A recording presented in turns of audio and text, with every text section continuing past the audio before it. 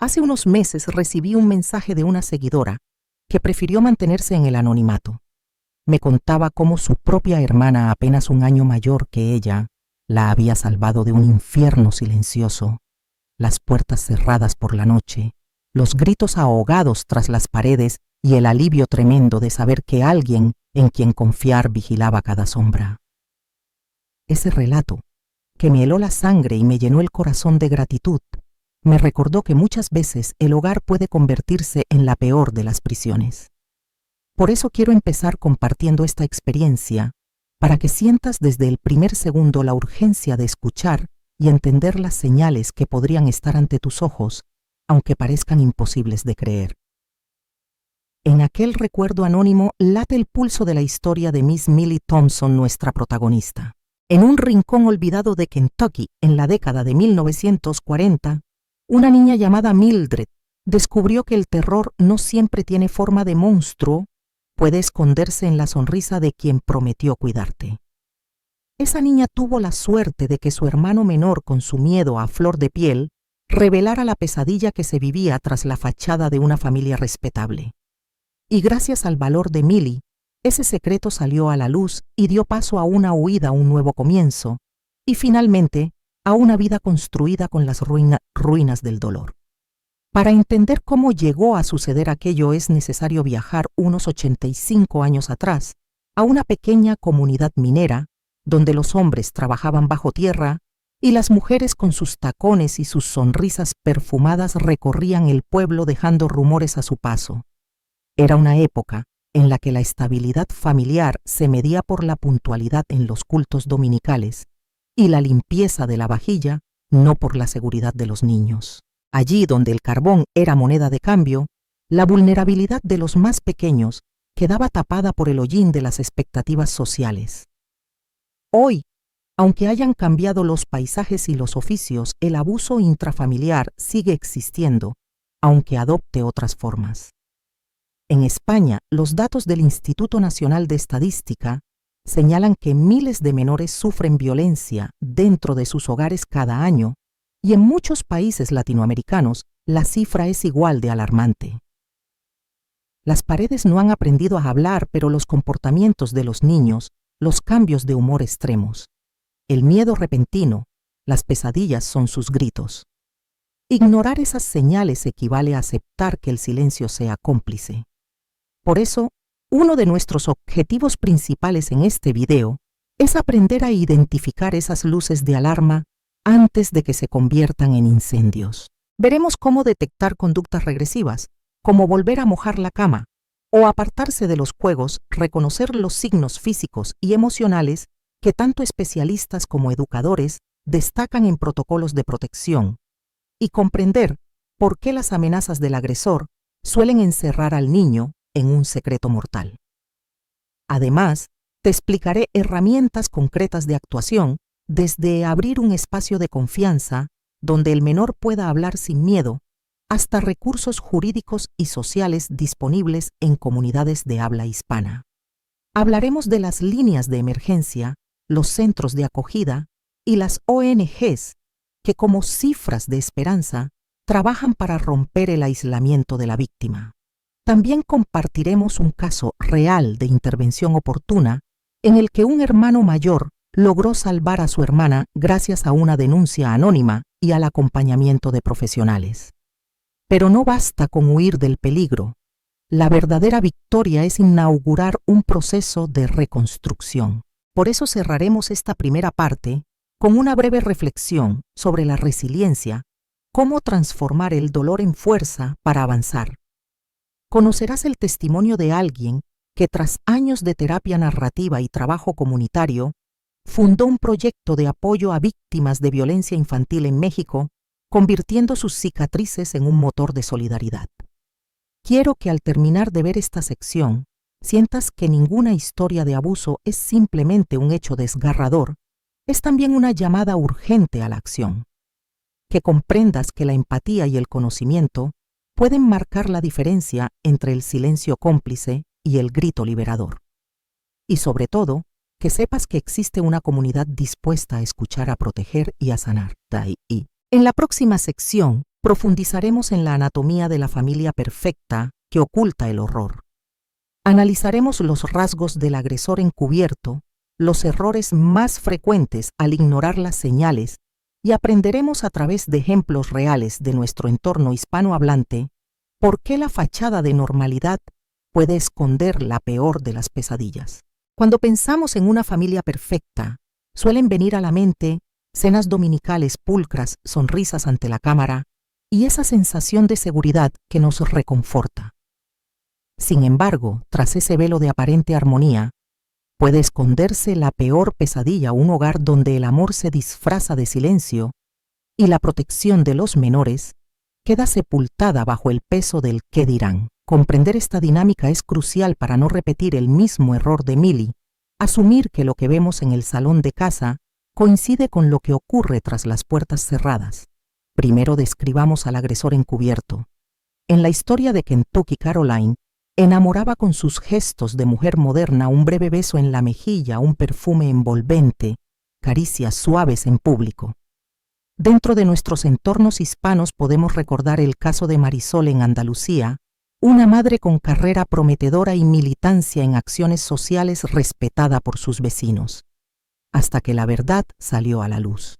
El agresor a menudo tiene buena reputación, es carismático, aparenta dedicación religiosa o comunitaria y sabe distribuir nepotismos, un regalo al cura, una colaboración con la escuela, una foto sonriente junto al alcalde.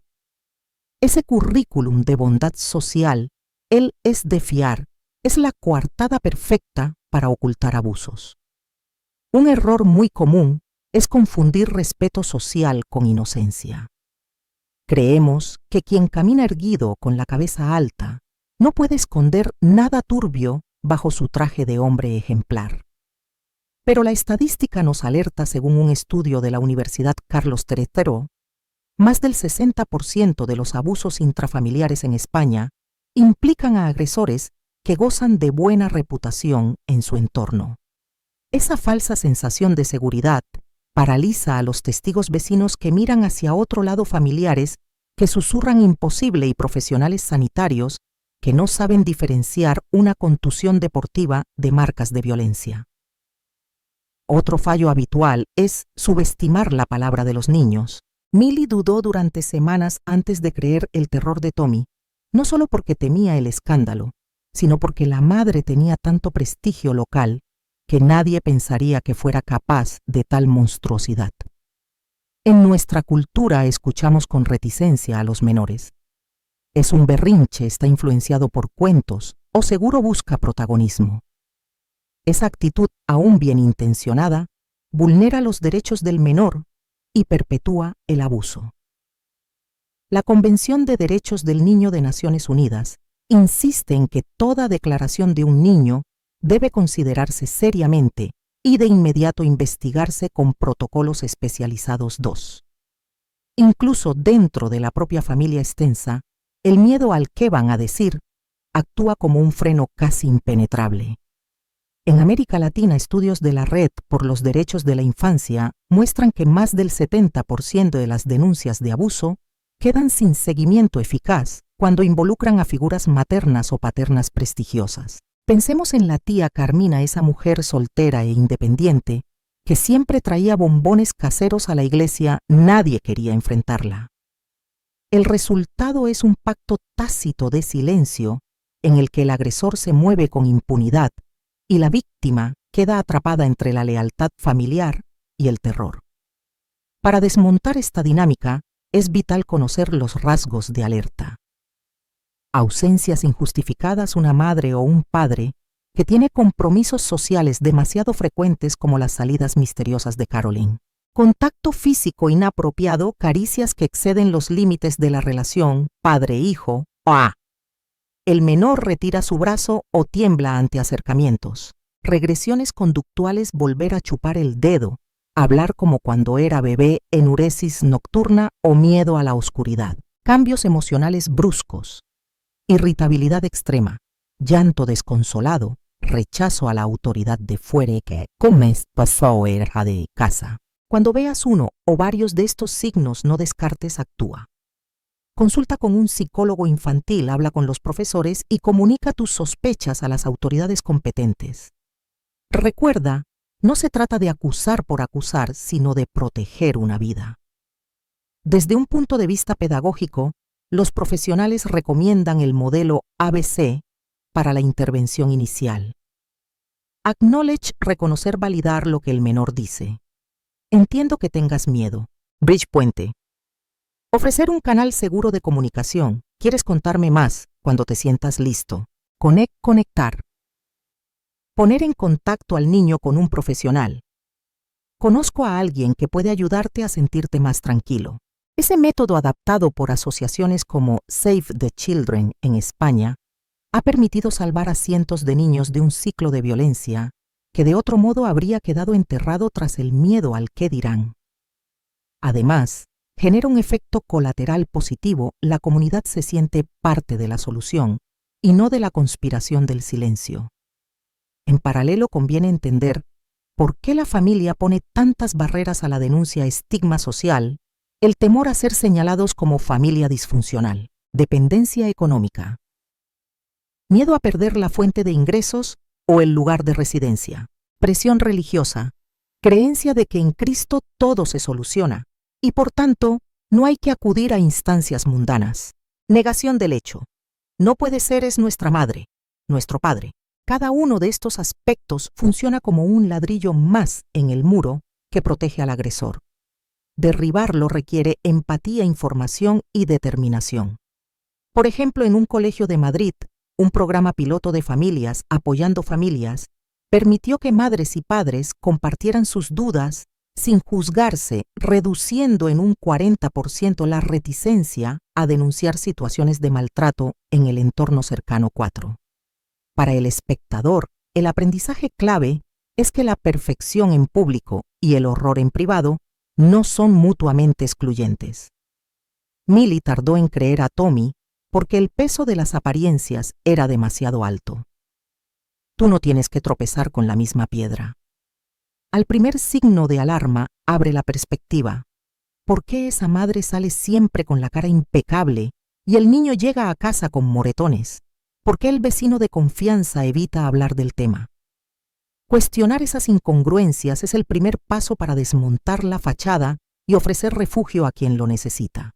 En la próxima sección abordaremos cómo detectar desde el primer momento los patrones de abuso infantil, explorando las señales más sutiles y aprendiendo de casos reales de nuestra propia cultura, de México a Argentina, para que estés preparado para proteger a los tuyos antes de que sea demasiado tarde.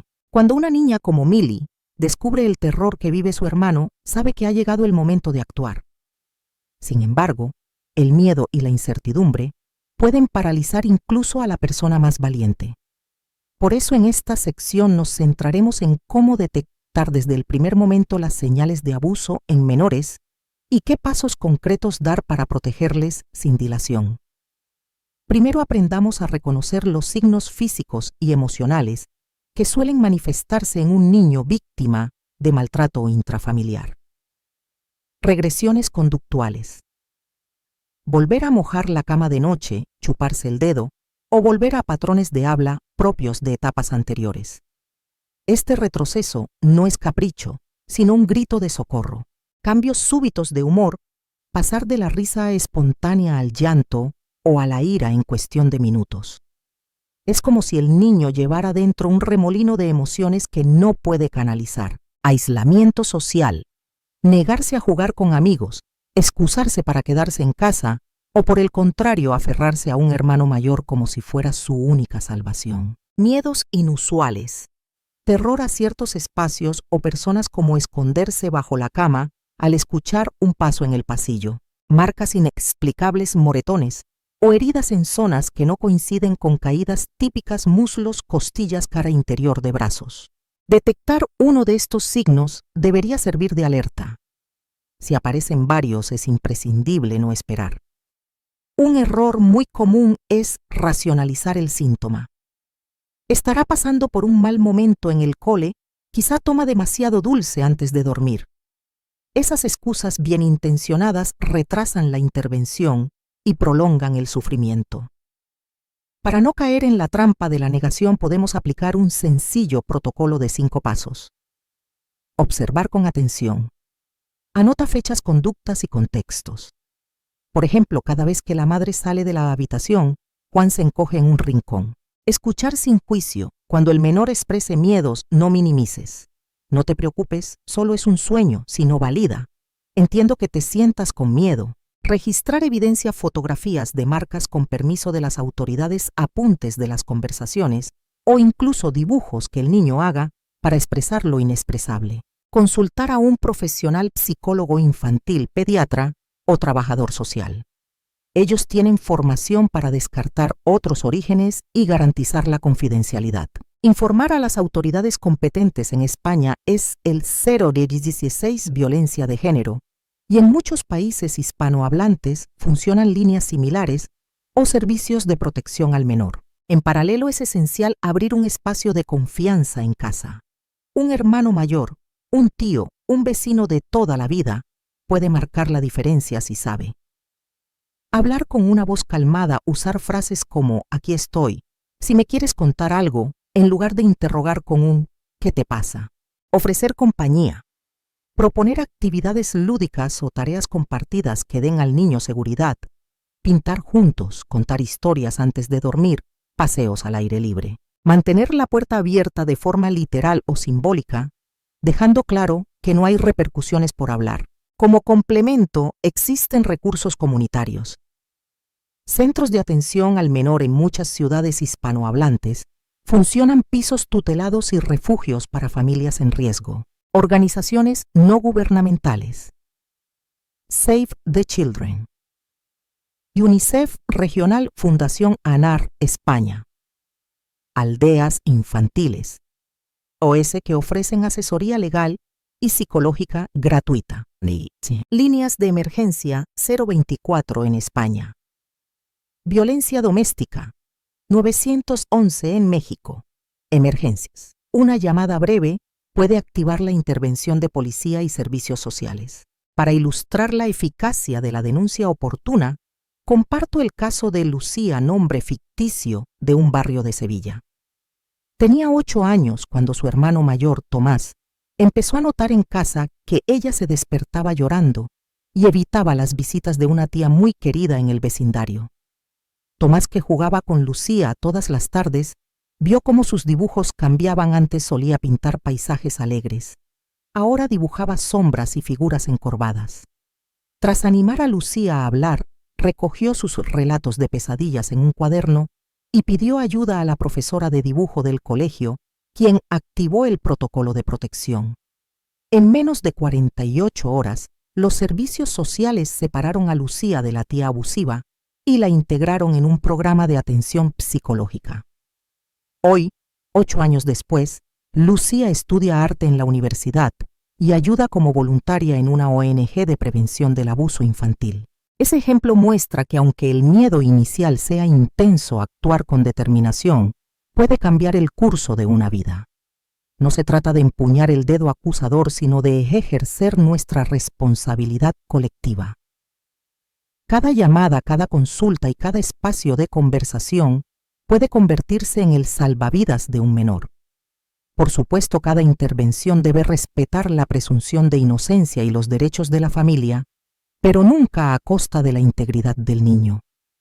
De ahí que sea fundamental documentar con rigor y apoyarse en equipos multidisciplinares, psicólogos, servicios sociales, fuerzas de seguridad y, en su caso, el ámbito judicial. La coordinación entre instituciones y ONG ha demostrado reducir un 30% los tiempos de intervención efectiva. 1. Y lo más importante, garantizar un seguimiento que impida la revictimización. Para cerrar esta parte, quiero resaltar 3 lecciones prácticas. No subestimes el poder de una conversación. A veces un «¿te ha pasado algo malo hoy?» repetido con cariño es suficiente para que el círculo de sufrimiento comience a romperse. Prepárate para el acompañamiento a largo plazo. Denunciar es solo el principio. El niño necesitará apoyo emocional semanas o meses después. Conviértete en guardián comunitario. Comparte lo que sabes en tu entorno. Si una vecina observa señales, que sepa a quién llamar sin temor. En la próxima sección, exploraremos las estrategias de huida y reconstrucción personal comparando modelos de acogida tradicionales y modernos en países de habla hispana, profundizando en errores frecuentes al planificar la salida y ofreciendo un checklist práctico para quienes necesiten dar ese paso valiente hacia la libertad. Cuando el hogar deja de ser un refugio y el miedo se convierte en compañero de cada día, planificar la huida no es solo una decisión, es un acto de supervivencia. Para quienes han vivido el dolor de un abuso continuado como le sucedió a Millie y Tommy en Pine Hollow, dar el paso de marcharse puede resultar tan terrorífico como quedarse. Pero con un plan bien diseñado, cada paso se convierte en un peldaño hacia la libertad.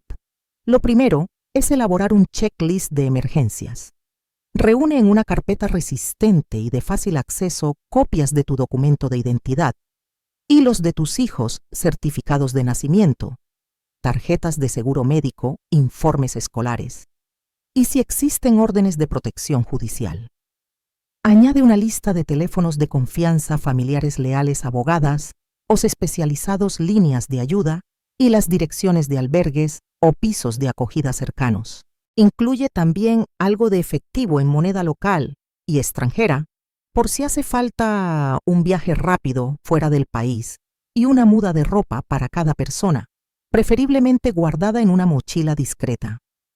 Tener todo junto evita prisas y decisiones bajo pánico. A este plan básico conviene sumarle un código de comunicación. Acuerda con tu red de apoyo una palabra clave, un nombre de mascota. El título de un libro que al pronunciarla active la respuesta de ayuda inmediata. De este modo, si un grupo de WhatsApp familiar deja de responder o la llamada se corta, quienes conocen la clave sabrán que la situación es grave y podrán alertar a servicios sociales o a la policía. Esta señal silenciosa ha sido vital en muchos casos de mujeres y niños que no podían pedir ayuda en voz alta. Para entender mejor cómo funciona cada modelo de protección, comparemos dos vías tradicionales en el mundo hispanohablante. El modelo de acogida familiar, como el que Millie encontró en su tía Marta, consiste en recurrir a parientes de confianza, tías, tíos, abuelos que ofrecen un techo temporal. Su gran ventaja es la calidez y el sentido de pertenencia que brinda, pero exige que el familiar no esté expuesto al agresor y pueda mantener su independencia económica y emocional. Por otro lado están las casas de acogida y pisos tutelados oficiales regulados por asociaciones y gobiernos, ofrecen seguridad profesional, seguimiento psicológico y recursos legales, aunque a veces carecen de la intimidad que una casa familiar garantiza.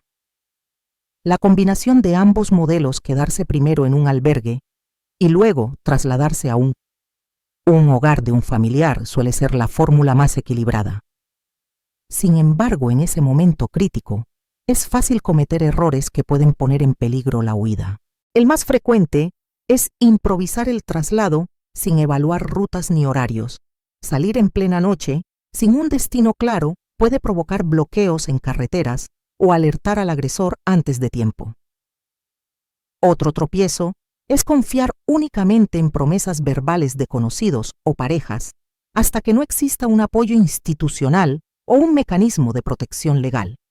Esas palabras pueden esfumarse cuando más se necesita. También es habitual descuidar la protección digital, dejando cuentas de redes sociales sin gestionar, lo que facilita al agresor rastrear ubicaciones o contactos. Una vecina de Valparaíso, a quien llamaré Mariana, vivió esa experiencia. Con sus 2 hijos pequeños, huyó con solo la ropa que llevaba puesta y dejó atrás su teléfono. Creyó que sus primos la acogerían, pero al llegar descubrió que habían cambiado de casa y nadie le avisó. Sin dinero ni documentos, tuvo que dormir en la plaza hasta que logró contactar a un albergue municipal. Su historia ilustra la importancia de la preparación exhaustiva. Mariana aprendió a golpes de incertidumbre que la mochila de emergencia debe contenerlo todo y que cada aliado debe confirmar su compromiso con hechos, no con palabras. Tras asegurar un refugio temporal, llega la fase de reconstrucción personal. El abuso suele dejar cicatrices profundas en la autoestima. La voz interior repite culpas y justificaciones aprendidas en el hogar tóxico. Por eso muchas sobrevivientes recomiendan comenzar con ejercicios sencillos de autoafirmación. Mirarse al espejo cada mañana y decir en voz alta al menos 3 cualidades propias, apuntar cada noche, un logro del día por pequeño que sea, y celebrar los progresos con una recompensa simbólica. Un baño relajante, un paseo al atardecer. En América Latina, la psicóloga mexicana Rosario López creó un taller llamado Raíces de Libertad, donde invita a las mujeres a plantar una semilla al inicio del proceso terapéutico. Esa semilla dice: Rosario representa lo que tú mereces, cuidado, respeto y prosperidad. Cada vez que la riegas, te recuerdas a ti misma la promesa de florecer de nuevo. Esa metáfora simple ha ayudado a centenares de mujeres a reconectar con su valor interno y a entender que la supervivencia no es destino, es el primer paso hacia la plenitud. Para reforzar esa identidad renovada, es útil rodearse de comunidades de apoyo, grupos de ayuda mutua, talleres de empoderamiento y actividades artísticas o deportivas conforman redes donde compartir experiencias en un ambiente de empatía. Participar en un coro de mujeres, un taller de cerámica o un club de lectura temático ofrece 2 beneficios clave: reafirmar habilidades olvidadas y crear lazos que fomentan la resiliencia. Cada encuentro es un recordatorio de que no estamos solas y de que juntas somos más fuertes. Salir de un hogar abusivo es el primer acto de valentía. Seguir adelante y reinventarse es la epopeya diaria. Por eso, más allá de planificar la huida, necesitamos diseñar un proyecto de vida, definir metas concretas, volver a la escuela a aprender un oficio, reconectar con pasiones y marcar plazos realistas, convierte la reconstrucción en un viaje con mapas y hitos. Celebrar cada pequeña victoria. Un certificado de curso, una tarde de risas con tus hijos nutre el ánimo y convence al corazón de que efectivamente merece un futuro brillante. En la próxima sección exploraremos cómo convertir esas metas en acciones sostenibles. Hablaremos de la resiliencia como legado de proyectos comunitarios liderados por supervivientes y de las claves para transformar el sufrimiento en fuerza que inspire a otros a alzar la voz y encontrar su propio camino de renovación. Después de haber dado el salto hacia la libertad y haber empezado a recomponer los pedazos de una vida rota, llega el momento más importante: convertir las cicatrices del pasado en el impulso que nos lleve hacia adelante. La resiliencia no es un don reservado a unos pocos. Es una habilidad que se cultiva día a día, como un músculo que se fortalece cada vez que lo utilizamos. En esta última parte te invito a recorrer conmigo historias y herramientas que han ayudado a miles de personas de habla hispana a transformar su dolor en un motor de cambio tanto personal como comunitario. Proyectos que nacen de la propia experiencia. Cuando la sufriente se convierte en agente de transformación, su testimonio adquiere el doble de poder. En Ciudad de México, la pintora y terapeuta Rosalía Mendoza fundó Lienzos de Esperanza, un colectivo de mujeres supervivientes de violencia que usan la pintura mural como herramienta de sanación y denuncia.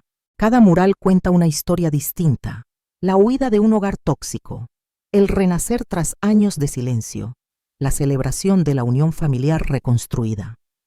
Estos murales han llenado de color antiguos barrios de la capital y hoy sirven como punto de encuentro para talleres de arte-terapia donde otras mujeres pueden compartir su proceso creativo y emocional. En Buenos Aires, un grupo de jóvenes llamado Voces Invisibles produce podcasts semanales donde entrevistan a personas que, como Miss Millie, lograron rehacer su vida tras un entorno hostil. En cada episodio se reflexiona, se ríe y sobre todo se siembra un mensaje claro. Tu voz importa y tu historia puede ser faro para quien está en la oscuridad. El podcast incluye segmentos informativos sobre derechos, contactos de ayuda y pequeñas meditaciones guiadas al final de cada capítulo Una estrategia sencilla pero poderosa para acompañar a quienes escuchan desde el otro lado del micrófono. Estos proyectos tienen en común un enfoque práctico y solidario, no se quedan en la catarsis, sino que ofrecen rutas de apoyo reales. Así aprendemos que la resiliencia no es un ejercicio solitario, sino un tejido de redes, cada pincelada en un mural. Cada voz que rompe el silencio es un hilo que refuerza la trama colectiva. Claves psicológicas para cultivar la fortaleza interna. La ciencia nos ha enseñado que el cerebro humano tiene un nivel de plasticidad asombroso, puede adaptarse y reconfigurarse incluso después de traumas severos. En terapia narrativa, por ejemplo, se anima a las personas a reescribir su historia desde la posición de protagonista y no de víctima. Así lo explica la psicóloga chilena Verónica Reyes. Cuando alguien cuenta su vida, las palabras adquieren poder transformador. Deja de ser un relato pasivo anotado en una página y se convierte en la base de una identidad consciente y empoderada. Otro enfoque complementario es la técnica de mindfulness compasivo. Inspirada en tradiciones budistas y validada por estudios en la Universidad Autónoma de Barcelona, esta práctica consiste en entrenar la atención plena para reconocer las emociones dolorosas sin juzgarlas y luego responder con amabilidad hacia uno mismo. En sesiones cortas de 10 minutos al día, muchas personas han aprendido a reducir la ansiedad y a reconectar con su cuerpo, lugar donde a menudo se guardan las tensiones del abuso. Finalmente, la metáfora del árbol nos recuerda que las raíces, aunque queden bajo tierra y lejos de la vista, son esenciales para sostener el tronco en épocas de viento y lluvia. Un ejercicio sencillo consiste en dibujar un árbol. Cada hoja representa una alegría del presente, cada rama un logro alcanzado y cada raíz los valores y apoyos familiares o sociales que nos nutren. Revisitar ese dibujo en los momentos de duda fortalece la convicción de que somos más que nuestras heridas. Comparativa cultural, la resiliencia en el mundo hispano. La manera de celebrar la recuperación varía según las tradiciones locales. En México, por ejemplo, la festividad del Día de Muertos nos enseña que la muerte y el dolor pueden convivir con la alegría de recordar. Muchas comunidades han incorporado altares dedicados a las sobrevivientes de violencia con ofrendas simbólicas. Flores de cempasúchil, velas, fotografías que visibilizan sus historias y agradecen su coraje. En España, diversas localidades en Andalucía organizan cada año el Encuentro de Mujeres Resilientes. Una jornada donde se comparten relatos, se imparten talleres de empoderamiento y se celebran convivios populares. La convivencia gastronómica con tapas caseras y música en directo convierte el reflejo doloroso del pasado en un festín de esperanza. En Argentina, la literatura de mujeres ha dado voz a la resiliencia desde mucho antes. Autoras como Alejandra Pizarnik o María Esther de Miguel describieron en sus textos la lucha por reponerse de pérdidas y traiciones y sentaron las bases para que hoy nuevas generaciones aprovechen la escritura como terapia. Talleres de creación literaria, como los organizados por la editorial Ñuñoa, guían a quienes desean plasmar su experiencia en relatos breves o poemas combinando la introspección personal con la difusión comunitaria. Lecciones prácticas para inspirar a otros. Comparte tu historia en un formato adecuado. No hace falta un gran escenario, un blog, un post en redes o una reunión íntima. Pueden ser el primer paso para que tu testimonio ayude a quien aún no ha encontrado la fuerza para huir. Conviértete en mentor. Ayuda en tu tiempo libre a una ONG local. Ofrece acompañamiento telefónico a víctimas o participa como voluntario en refugios. Tu experiencia es un faro para quien camina entre la niebla del miedo. Impulsa proyectos colaborativos desde un grupo de costura comunitario donde se confeccione muñecos terapia hasta iniciativas de compostaje urbano que simbolicen la transformación de residuos en vida. Metáfora perfecta para la resiliencia. La creatividad colectiva multiplica el impacto. Cierre inspirador y llamado a la acción. Si has llegado hasta aquí, quiero que recuerdes una verdad sencilla pero poderosa por más oscuro que haya sido el túnel, al final hay luz. Como los árboles robustos que sobreviven a la sequía y luego florecen, tú también puedes erguirte con nueva fuerza. Hoy te invito a dar un paso más. Comparte en los comentarios qué estrategia de resiliencia te ha conmovido o qué proyecto te gustaría emprender para ayudar a otros. Si tienes un relato propio, no lo guardes solo para ti.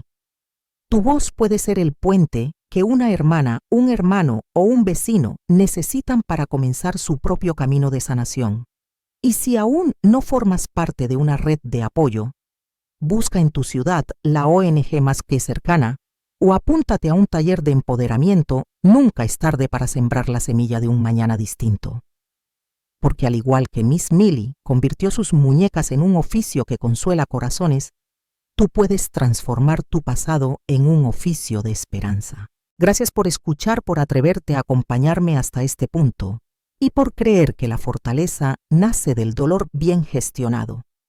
Comparte este video para que llegue a más personas que necesiten saber que al otro lado del silencio aguarda una comunidad dispuesta a sostenerlas.